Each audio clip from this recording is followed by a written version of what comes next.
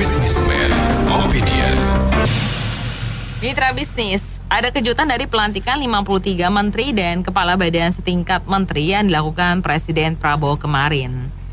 Kejutannya adalah dilantiknya Menteri Serba Bisa dari Kabinet Jokowi Luhut Binsar Panjaitan menjadi Ketua Dewan Ekonomi Nasional Pemerintahan Prabowo Gibran.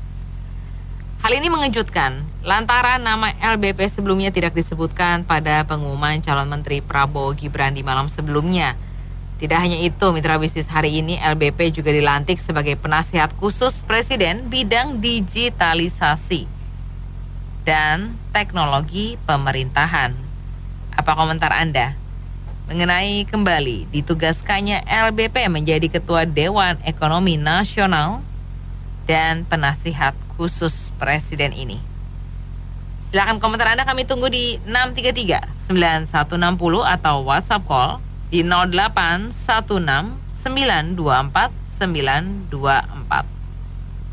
Iya, Pak LBP dilantik lagi kedua kalinya menjadi penasihat khusus Presiden urusan digitalisasi dan teknologi pemerintahan.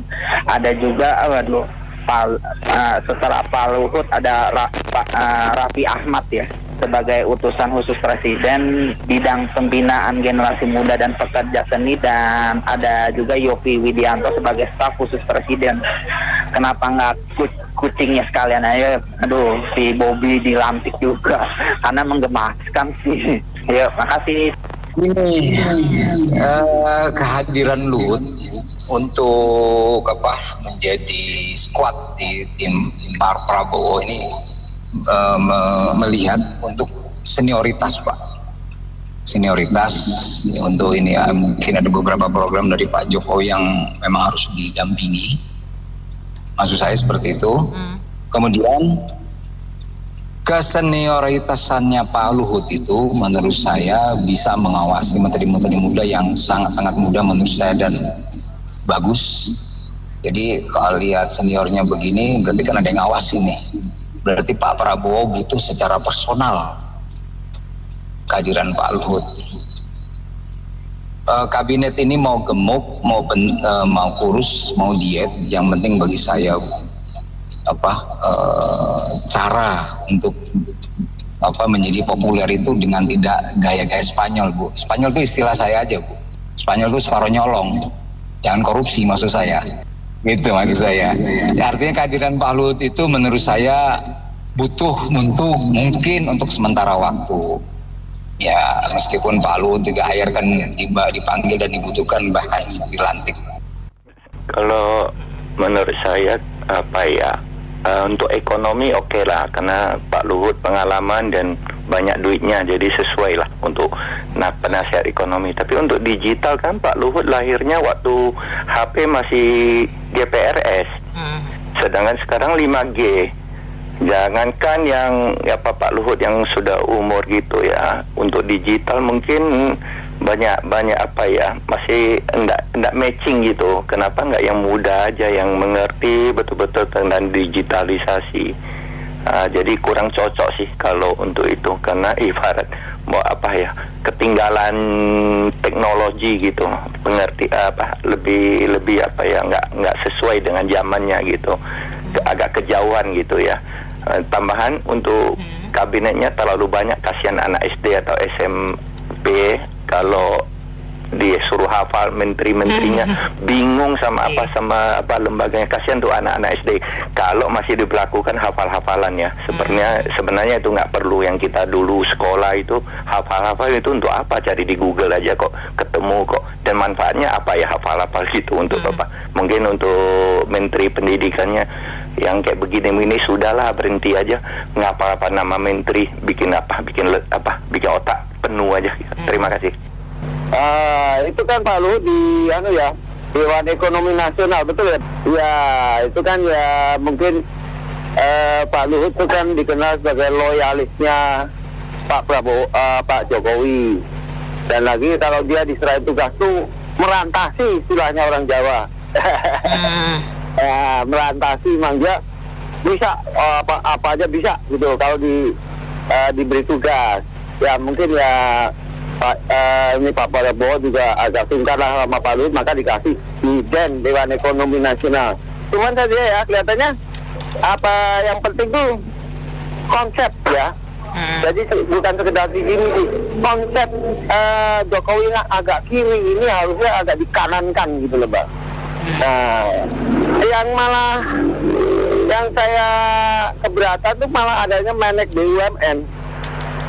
Nggak perlu itu. Jadi betul seperti pandangannya Mardigu. Mardigu kan juga anti adanya Menek BUMN. Jadi BUMN itu nggak dengan adanya Menek BUMN itu regulator lantas jadi operator. Ya kan? Nah, kan Jokowi selama ini dikenal dengan apa-apa BUMN, maka disebut agak kiri, alirannya kan gitu.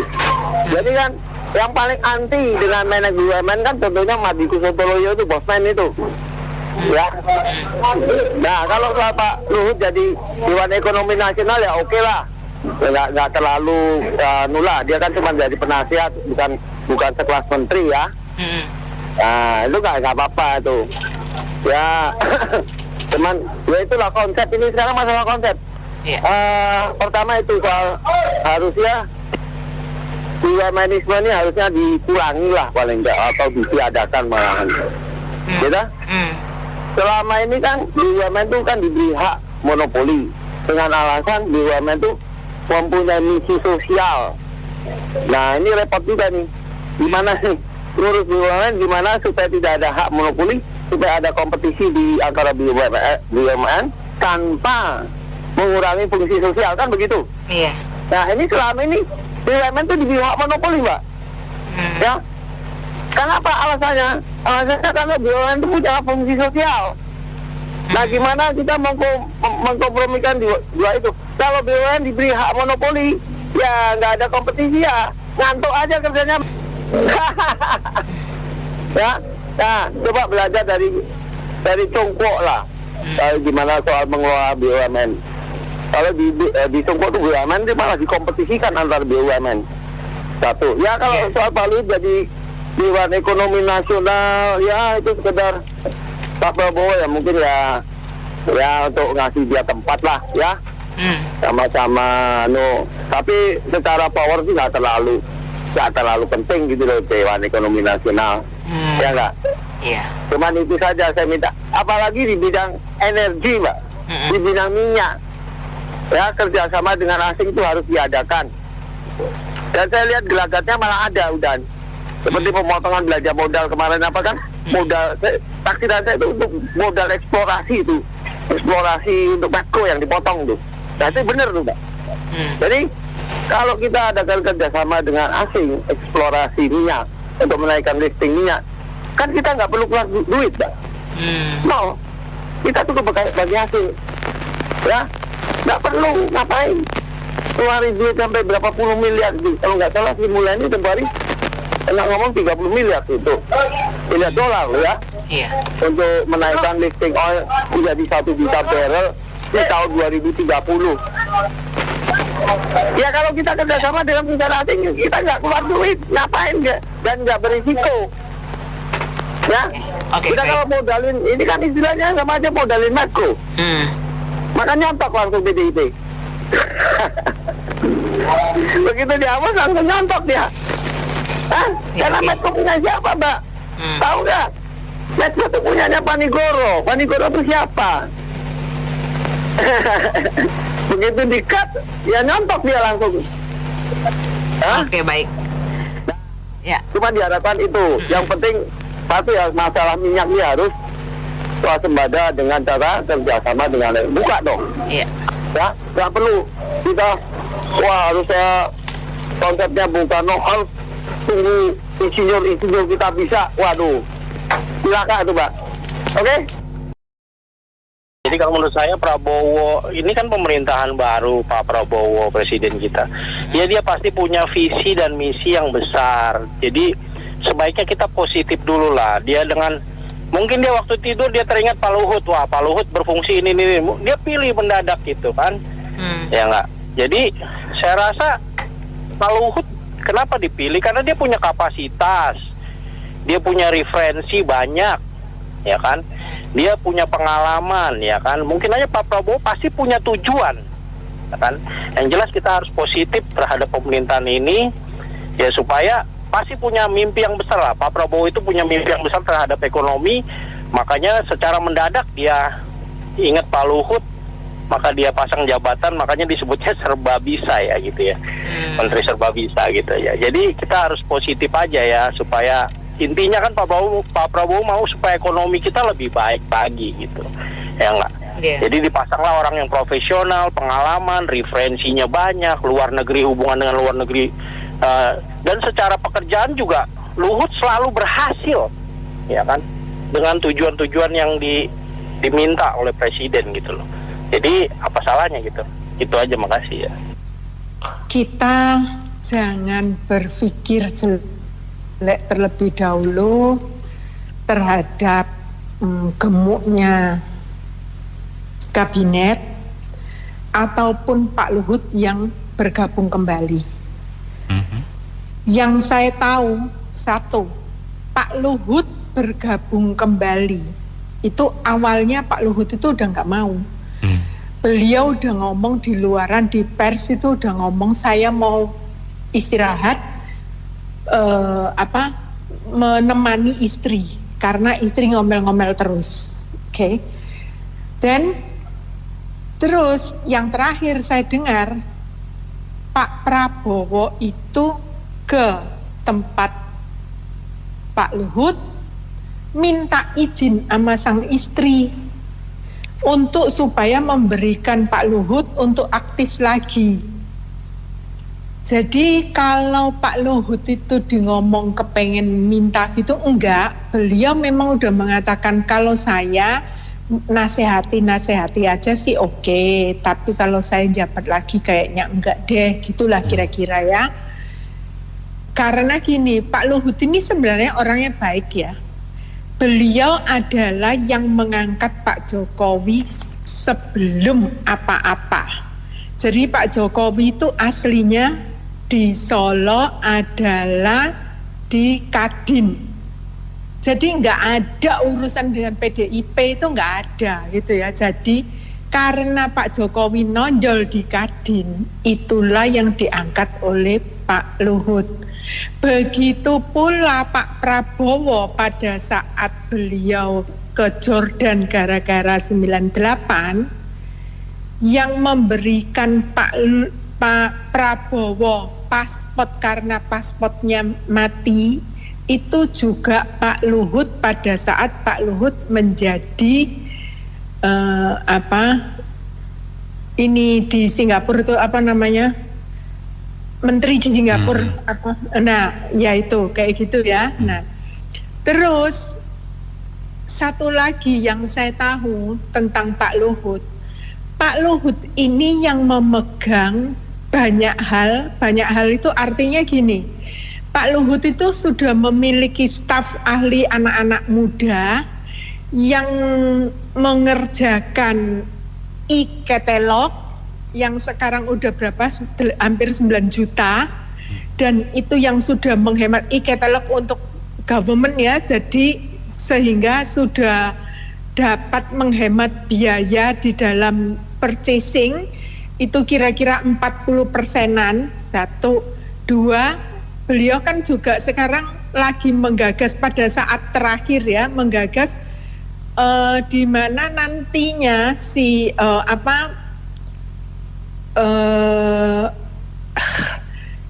hasil tambang kita itu bisa secara online dimonitor oleh government, sehingga pemilik tambang tidak akan bisa bohong lagi seperti yang terakhir Pak Sulhas itu mengatakan bahwa minyak goreng keluar berapa ton, berapa kontainer, tapi nyatanya cuman lapornya berapa kontainer kayak gitu-gitu, atau batu bara keluarnya berapa kontainer padahal China terima sekian kontainer lebih gede, dan itu kan semua data itu dibaca dari China bukan dari Indonesia, kayak gitulah kira-kira ya.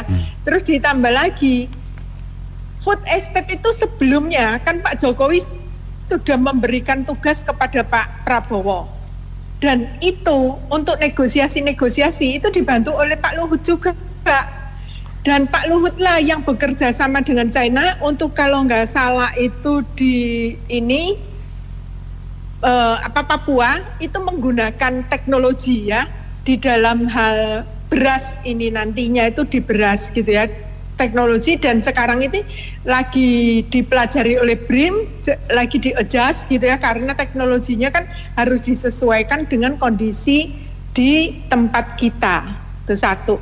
Terus yang kedua lagi ya, misalnya tadi masalah kabinet kok gemuk gini-gini, berapa biayanya dan sebagainya. Gini ya, UMKM kita itu menyumbang PDB 61%. Oleh sebab itu kenapa UMKM itu kan dipisah. Awalnya kan koperasi dan UMKM kalau nggak salah, benar nggak Bung Anto? Nah, itu dipisah, koperasinya sendiri, UMKM-nya sendiri. Kenapa? Supaya mereka tuh bisa fokus, gitu ya. Jadi hal-hal seperti ini tuh kayaknya Pak Prabowo itu udah mempelajari jauh-jauh hari sebelum beliau duduk dan sebelum beliau menang, saya kira. Kalau nggak mungkin punya waktu seperti ini, gitu ya. Terus ditambah lagi masalah online ya, masalah IKTP atau dan sebagainya kayak gitu ya, data yang nggak bisa dipalsukan dan sebagainya. Itu sebenarnya Pak Jokowi dari SBY yang lalu, ingat SBY itu ada anak buahnya ketangkap tentang IKTP. Nah itu kan diterusin oleh Pak Jokowi, diterusin oleh Pak Jokowi pekerjaannya. Nah pekerjaannya diterusin itu belum bisa sampai tuntas beneran gitu ya, sehingga makanya kan masih ada sebagian yang masih carut-marut kadang-kadang kalau misalnya beras raskin dan sebagainya kayak gitu. Terus ditambah lagi Pak Luhut ini juga orang yang menggagas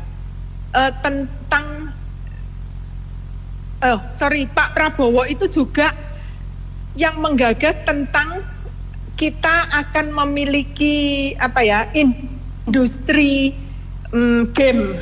Nah, ini menterinya kan ada kayak gitu. Menterinya itu udah ada. Sekarang ini itu kan juga anak muda yang dia juga termasuk memiliki perusahaan kayak gitu, di Google aja. Kalau nggak salah namanya siapa gitu loh. Makasih.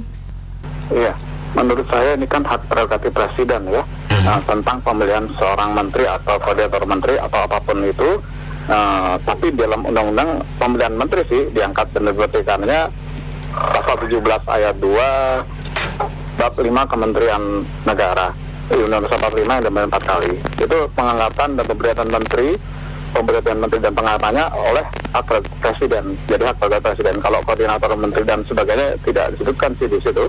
Dan ini memang kan di Indonesia kita tahu menteri dan sebagainya, pejabat negara yang lain, eksekutif, legislatif kan kita menilainya rakyat berdasarkan kinerjanya.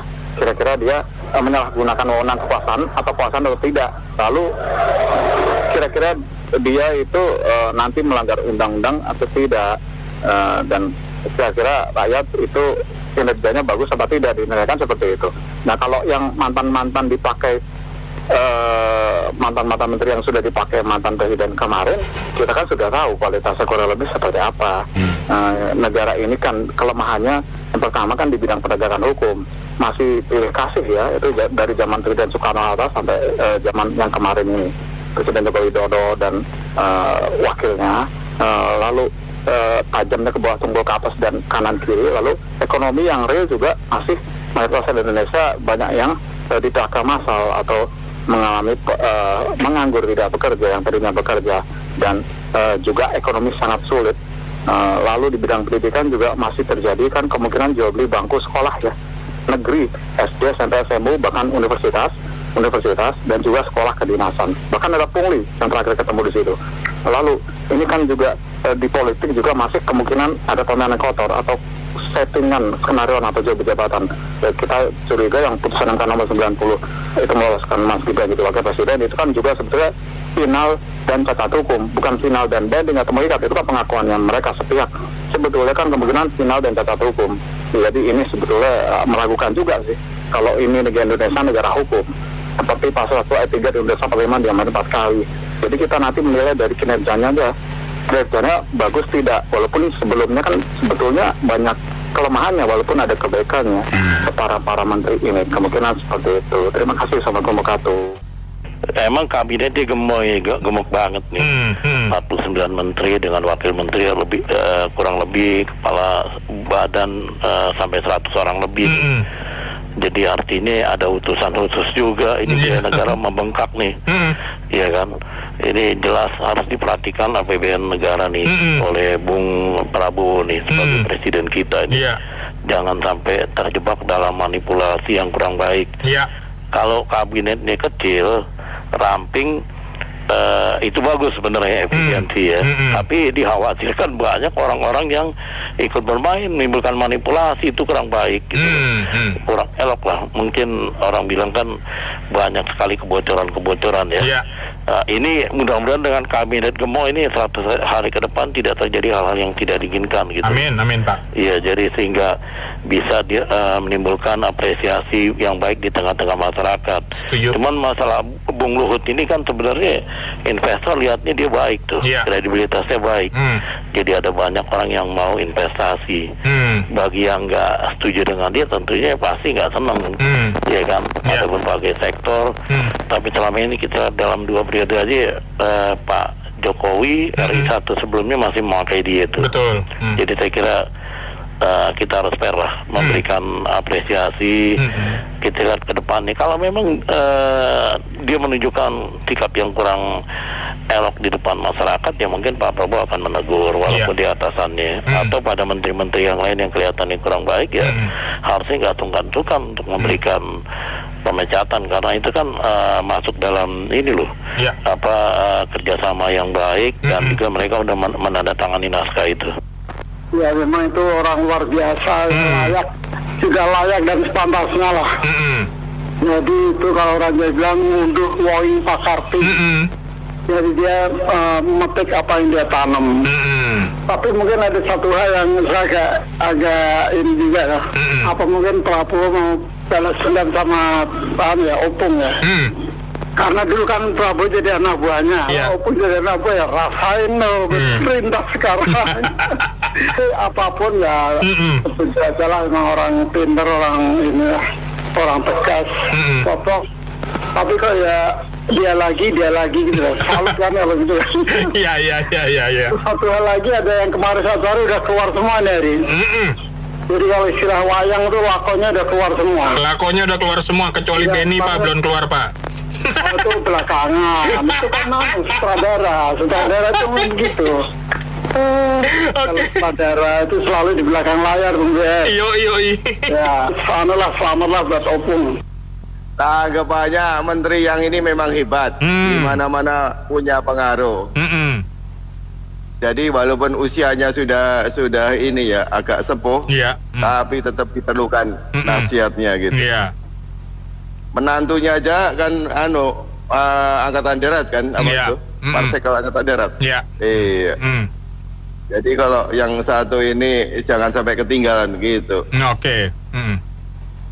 Saya mendukung kok. Mendukung dia. Nah sekarang gini, kalau flashback kemarin kan Opung pernah diwawancara tuh sama Rosiana Silalahi, ada tuh jejak digitalnya. Ditanya, Bapak kalau udah berganti presiden, wah dia bilang mau pensiun, mau fokus ke yayasannya. Oh gitu. Pas lihat jejak digital ternyata ngejabat lagi gitu. Ya namanya ditunjuk bos. Oh iya bener juga sih, nggak salah. Jadi gini, kita mikirnya gini, ambil positifnya deh. Opung pegang 2. Pertama tadi Dewan Ekonomi, yang kedua teknologi dan digitalisasi itu. Berarti nggak ada orang lagi di Indonesia yang cukup capable. Yang menjadi catatan ini adalah teknologi dan digitalisasi nih.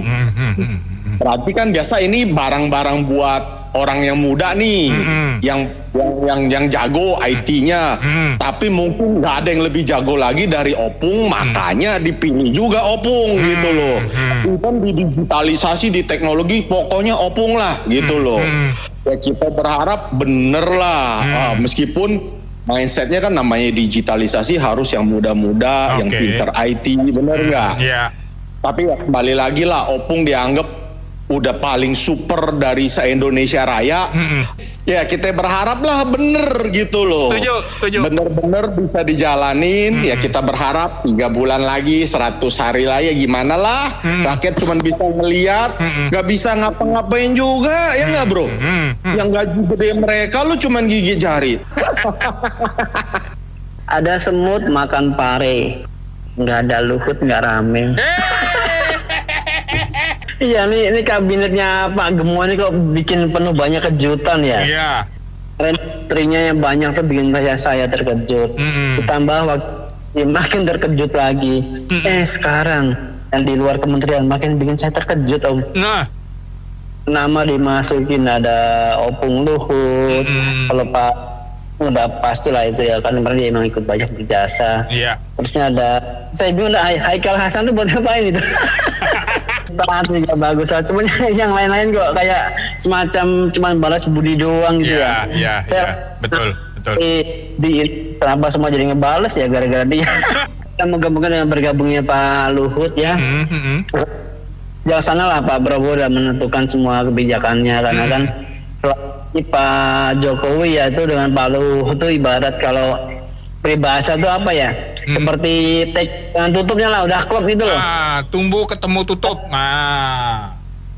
Pemerintahan Pak Prabowo juga sama, saling melengkapi supaya tercipta kondisi aman, enak, jadi situasi gitu. Ya terima kasih Om.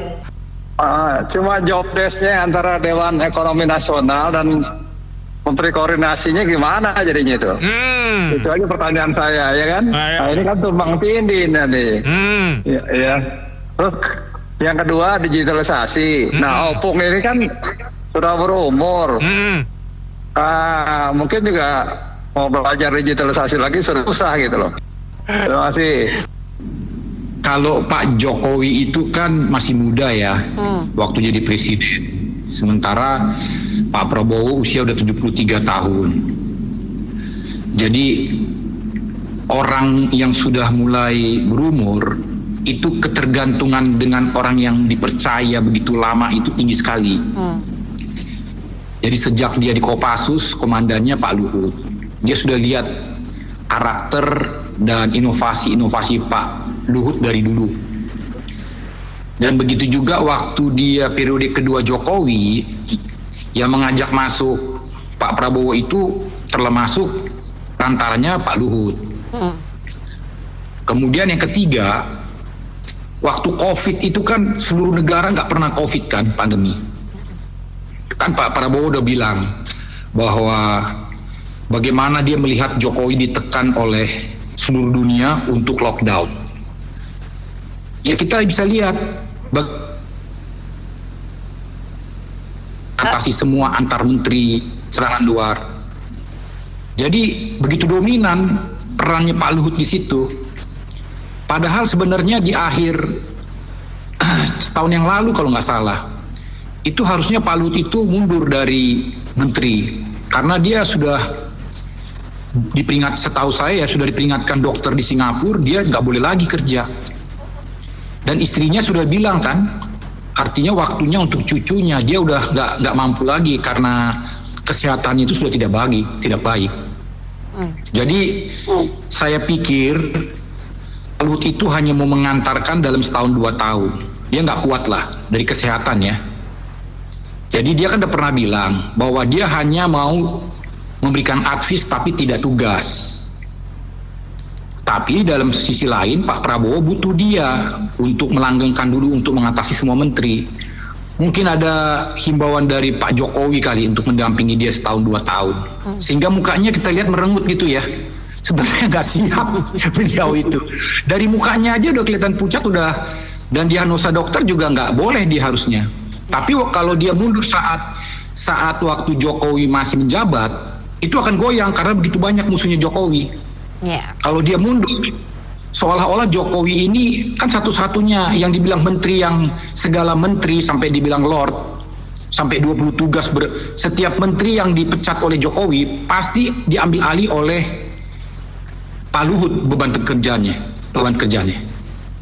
Dan dia itu tidak mampu. Jadi yang bisa menolak itu saya lihat seperti Pak Basuki lah, PUPR. Dia udah nggak kuat, umur 70 tahun. Meetingnya Pak Prabowo banyak sekali nih.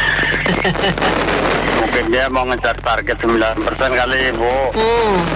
Jadi kalau mungkin dia wakil menteri keuangan itu ada 3. Satu ngurusin biaya cukai, satu ngurusin pajak, biar 23% nanti kan. Sekarang kan 9%.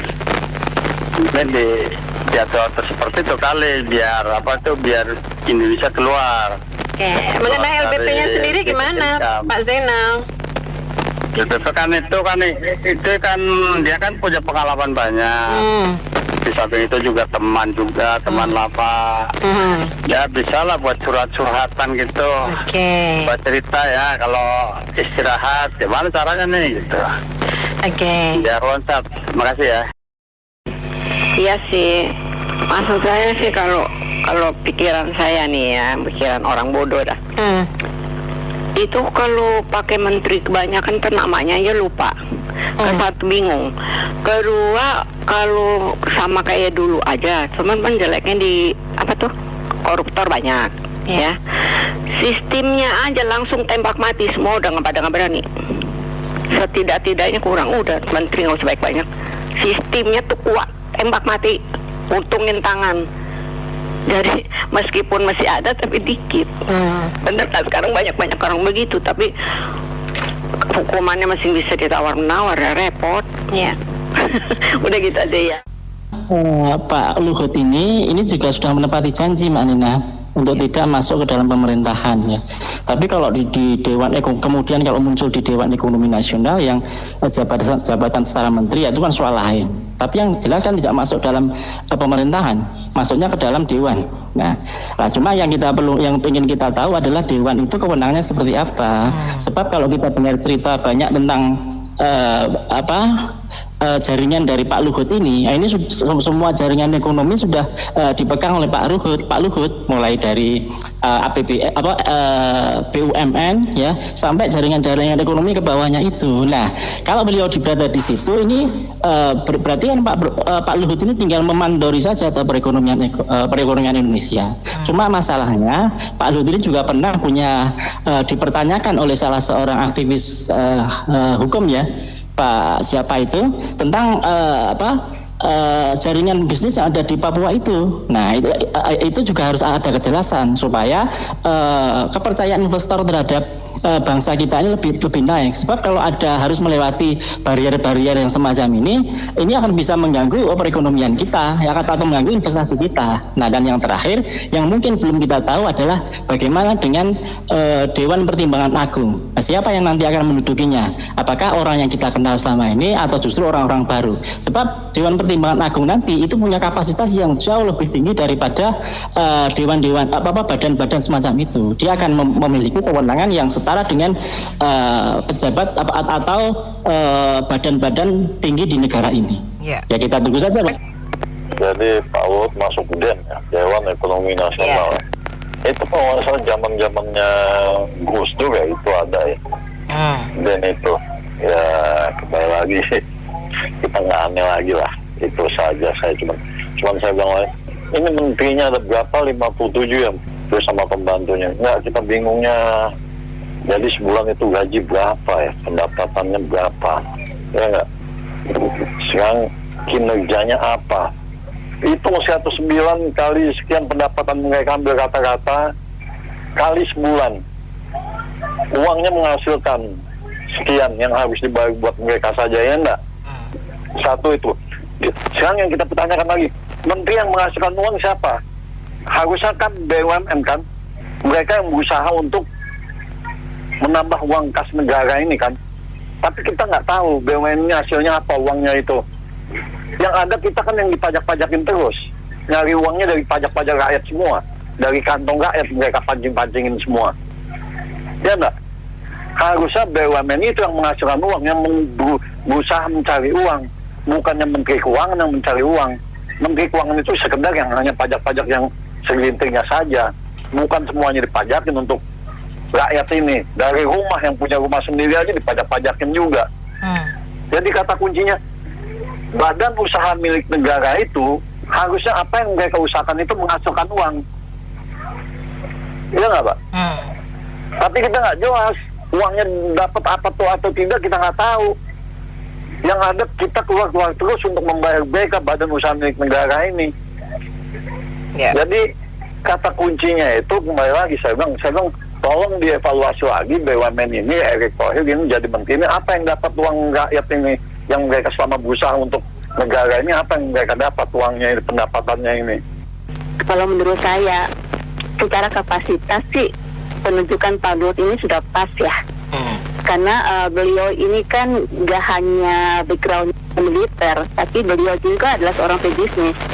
Dan kalau lihat rekam jejaknya waktu COVID ya, di mana beliau ini bisa menjaga dengan segala kekurangan yang ada, beliau bisa menjaga ekonomi Indonesia tetap stabil, ya kan? Nah, jadi apalagi kondisi geopolitik saat ini yang makin memanas ya, membuat ekonomi secara global tidak ada kepastian ya, tapi mudah-mudahan ekonomi nasional kita nggak terlalu berpengaruh ya dengan keadaan geopolitik yang semakin memanas ya gitu kan. Jadi saya rasa semoga Pak Luhut bisa mensupport tim ekonomi yang ada di tim Kabinet Merah Putih ya kan.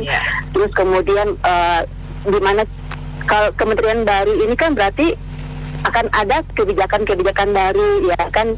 Nanti kebijakan-kebijakan yang ada nanti itu tidak saling tumpang tindih ya kan gitu.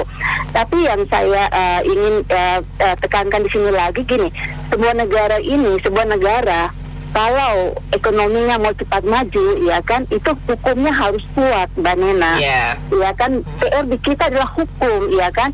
Dimana Mbak Nena lihat sekarang ini ya, korupsi kita masih merajalela ya kan, dimana pungutan liar yang makin merajalela juga ya, yang tetap merajalela ya. Di pelayanan publik ada pungli, di lembaga hukum ada pungli, di lembaga pendidikan ada pungli. Pungli ini kan bibit dari korupsi ya kan. Jadi dari pemerintahan ke pemerintahan kita lihat ya, siapapun presidennya, untuk menciptakan satu pemerintahan bersih itu sulit banget ya.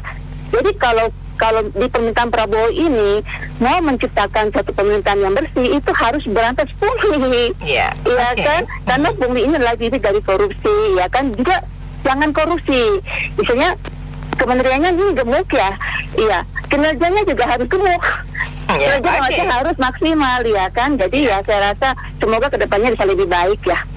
Ya, pertama selamat buat para menteri yang ditunjuk. Dan juga buat Pak LBP selamat juga. Tapi memang penting juga sih keberadaan Pak Luhut ini, karena kemana lagi seorang presiden bisa meminta pendapat kalau misalnya dia melihat wakil presidennya sudah sampai pada tahap itu enggak gitu. Kalau belum ya mungkin harus ada pihak lain yang cukup bijaksana yang diminta. Dalam hal ini Dewan Ekonomi Nasional. Namun memang ini juga akan menambah anggaran, pasti kan nggak mungkin Pak Luhut bekerja sendiri, itu akan membawa pasukan sendiri juga dalam institusi ini. Nah di sini yang perlu dilihat, jangan membebani APBN, tapi saya yakin nggak membebani APBN lah, tidak membebani jika mobil listrik itu disubsidi per satu unit 70 atau 80 juta. Dan juga mungkin ke Pak Luhut, harapan saya sebagai salah satu masyarakat adalah untuk meninjau kembali IKN itu mungkin jangan tiap tahun dikucurkan triliunan, karena yang dibutuhkan masyarakat saat ini adalah untuk makan, minum, sekolah, pendidikan, Pak. Oleh karena itu untuk gedung-gedung di sana tuh kalau memang bagus dan begitu bagus IRR-nya, ya biarlah pihak swasta saja. Buktinya dengan penunjukan menteri ini aja pembekalannya mestinya 48 orang itu beserta wamennya itu dibawa ke IKN. Orang di sana gedungnya udah jadi kok. Di sanalah pembekalan gitu. Nah, instrukturnya yang didatangkan. Kalau ini kan di Magelang gitu. Oleh karena itu menunjukkan juga bahwa pemborosan juga, karena kalau dibuat di Magelang, nggak tahu ya apakah barak-barak Taruna itu cukup untuk menteri dan wamen dan aspri dan segala macamnya di Magelang. Kalau nggak cukup, ya pasti buat barak baru atau buat bangunan atau gedung baru kan pemborosan juga sebenarnya. Toh IKN juga udah ada gitu. Nah ini perilaku boros ini kalau dilihat oleh investor luar negeri atau negara luar negeri ini jadi dagelan kita. Mau nggak orang invest di negara yang kadang-kadang kebijakan awalnya aja ada unsur dagelannya. Terima kasih. Saya melihat dari sudut Pak LDP ya, ini Luhut masuk, berarti kita di pemerintahan baru ini ada 2 jenderal nih, ya nggak sih? Saya pikir Pak Prabowo boleh mengambil kesempatan ini meneruskan apa yang menurut saya kurang berhasil di zaman Jokowi. Itu apa? Revolusi mental. Pak Jokowi memberikan landasan perekonomian sungguh luar biasa menurut saya. Untuk kita tinggal landas.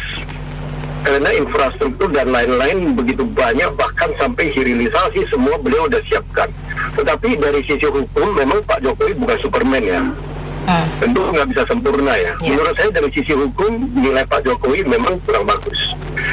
Nah, di periode Pak Prabowo ini seharusnya menjadi tolak ukur beliau untuk menegaskannya. Dalam hal ini itu berhubungan dengan korupsi. Kalau Indonesia di periode beliau bisa memperbaiki ini dan memberikan nilai tambah yang semakin bertambah, artinya tentu kita tahu nggak mungkin hilang sama sekali ya korupsi ya. Tetapi ya paling tidak tolak ukurnya indeks korupsi Indonesia akan semakin membaik. Ini akan membuat Indonesia siap menyongsong 2045 Indonesia emas. Saya pikir akan, apalagi Pak Luhut mendampingin beliau, seorang jenderal juga yang kita tahu ya sepanjang periode Pak Jokowi sangat tegas ya ini orangnya. Dan juga sejauh ini kita lihat juga bersih ya. Jadi ya, saya berdoa mudah-mudahan beliau sehat selalu ya. Amin. Walaupun di sini ada wakilnya Gibran dan kita tahu banyak yang pro dan banyak yang kontra, kita biarkanlah mereka bekerja dulu. Oh ini presiden dan wakil kita. Kita tapi negara lain kalau ditanya orang presiden Anda siapa, kita akan sebut Prabowo dan Gibran. Senang apa tidak senang? Terima kasih. Jadi Pak LBP menurut saya ini kesempatan beliau juga ya mendampingi Prabowo dan Gibran untuk memperbaiki Indonesia semakin baik. Seperti runner up. Kenapa? Kalau dulu kan era Dwi Korah juga sama, ada lebih dari 60 kementerian kalau saya dengar di sejarahnya ya. Wah itu sih sekarang sih saya sih nggak tahu ya, mungkin saya harap lah ya, kan negara kita ini kan sangat besar, populasi juga banyak. Ya kalau banyak kementerian ya berharap sih ada kinerja, tapi kalau banyak kementerian tapi nggak ada kinerja ya bela rakyatnya nilai satu. Nah kedua, nah ini sekarang dengar-dengar nih Luhut Binsar Panjaitan ini dijabat kembali. Ini menteri serba bisa memang orang pada bilang ya, cuman kayaknya selama saya lihat di berita ya, dia kayaknya kerja apa ya, tapi kayaknya saya nggak lihat kinerja dia itu seperti apa gitu. Cuma memang oke lah, LBP ini kan Jenderal Purnawirawan pun juga sama seperti sosok Prabowo, tegas. Cuman dari segi kinerja dia itu saya sih nggak begitu kelihatan banget apa yang dia dikerjakan lah gitu. Karena dia kan, dia menterinya bentar habis menteri ini, nanti menteri Marves, nanti bentar lagi nanti ganti lagi Marves, ini sekarang jadi menteri bagian dari staf perekonomian. Jadi ya, aku juga ya nggak tahu lah. Ya saya harap sih ya apa langkah Pak Prabowo memilih dia ini ya nggak tahu lah tepat nggak tepat lah ya. Biarlah rakyat yang nilai lah gimana. Terima kasih.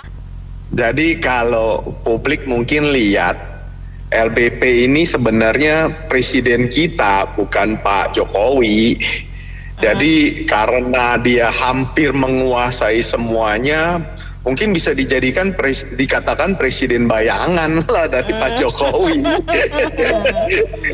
Jadi presidennya sebenarnya dia gitu loh kalau dilihat ya kan.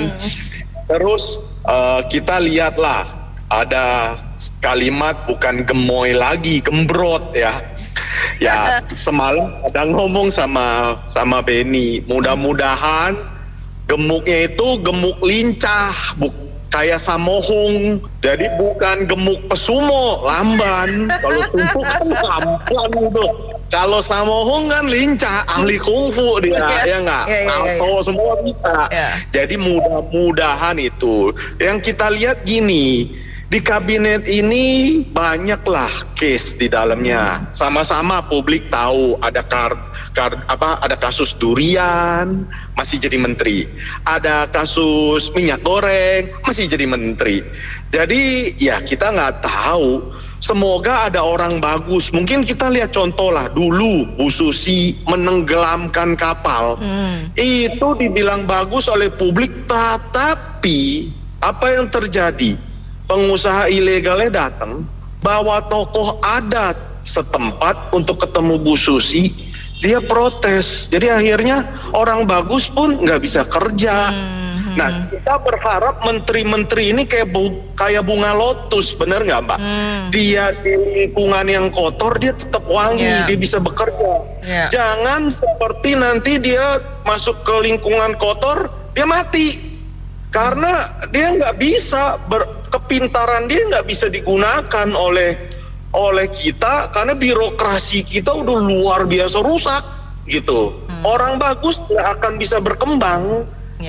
Kecuali Pak Prabowo berani untuk memutus birokrasi yang nggak bener ini di dalam yang eselon ya udahlah kita sama-sama tahu lah. Ya kita berharap Pak Prabowo bisa memberikan perubahan lah dengan kabinet gemoy gembrot atau apapun itu. Karena ya kita harus akui, apa kita lebih hebat, lebih besar dari Cina yang menterinya cuma 20-30? Karena apa? Hukumnya jalan. Kalau hukum nggak jalan, mau gembrot, mau sampai apapun juga susah sih memang. Ya kita berdoalah Pak Prabowo bisa mengembalikan hukum sebagai panglima tertinggi. Amin. Itu aja. Oke, jadi ini kita temanya saat ini opung dulu ya, LBP. Iya, opung ya, LBP. Iya. Saya rasa gini Mbak, kalau saya cermati, ini kan tadi sebelumnya, pendengar sebelumnya gemoy ya. Nah ini kedepannya ya, nanti seleksi alam, ya kan. Kalau dari karakter Pak Prabowo kan pasti tegas ya, karena kan memang background militer, iya. Ya, saya rasa ini nanti seleksi alam, jadi nanti yang gemoy ini jadi diet nih, jadi ramping, ya kan mungkin dari kalau wamennya yang kinerja yang nggak bagus ya di-cut gitu ya. Jadi harus fair ya. Jadi kalau saya rasa kalau backgroundnya militer pasti sportif Mbak. Ini si Ani wamennya nggak ini kurang bagus rapotnya, ya langsunglah di-cut gitu ya. Ini seleksi alam saya rasa nanti ke depannya. Nah kalau untuk opung LBP ini kan track record karirnya kan istilahnya konconan nih sih Mbak, kalau Pak Presiden kita ya. Ya toh, dulu waktu di militer ini kan senior ya, seniornya Pak Prabowo, jadi udah kenal dari lama.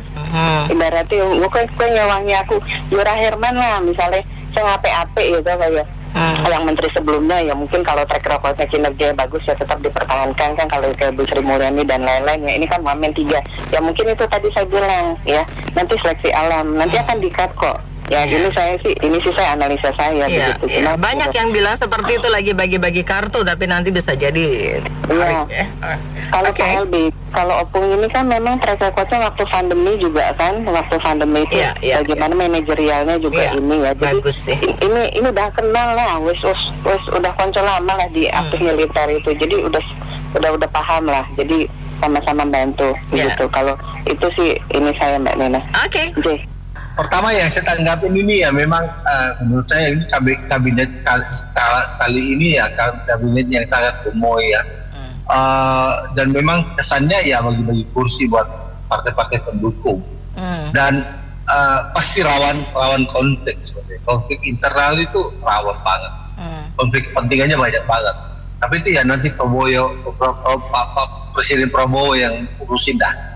Nah, cuman akung kita ini, akung Luhut ini ya, memang sebenarnya sih bagus ya. Cuman menurut saya kesan kabinet ini masih di bawah bayang-bayang Jokowi itu sangat terasa gitu loh. Akung Luhut ini kan sudah tua juga ya, memang bagus, tapi ya mungkin zaman itu akan berubah ya.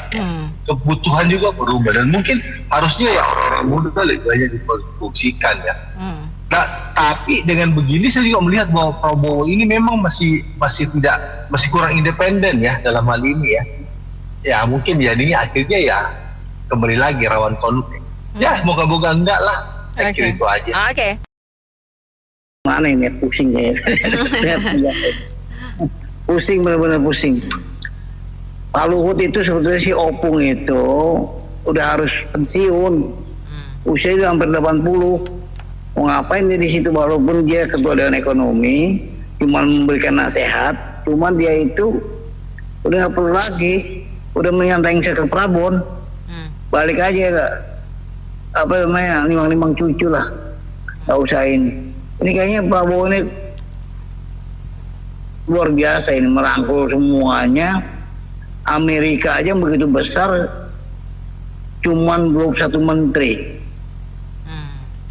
RRC yang 1,4 miliar, menteri cuma 26, kalau nggak salah saya. Jadi Indonesia ini sampai 100 menteri. Apa yang dikerjakan? Itu bagi-bagi rezeki aja ini. Nanti uangnya dari mana? Ya pertama dari pajak.